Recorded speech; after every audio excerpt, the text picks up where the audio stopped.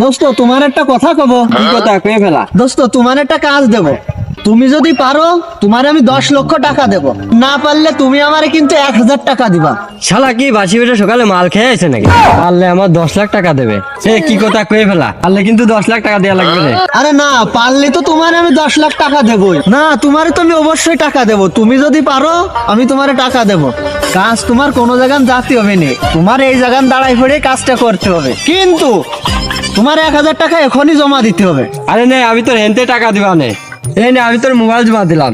আমি পারলে কিন্তু 10 লাখ টাকা দেওয়া লাগবে তোর। কাজ তোর বেশি কষ্টের না, তোর এই জায়গায় দাঁড়াই পড়ে দম আটকে তুই মরিয়া দেখা।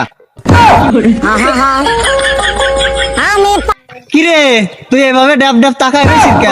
হ্যাং করলি নাই তুই? আমি জানতাম তুই পারবি না। 10 লাখ টাকা তুই এমনি এমনি নিতে পারলি না। এইবার 1000 টাকা জমা দিয়ে ফোনটা নিয়ে যাস। এই আমি চলে গেলাম। পয়সা গেছি আমি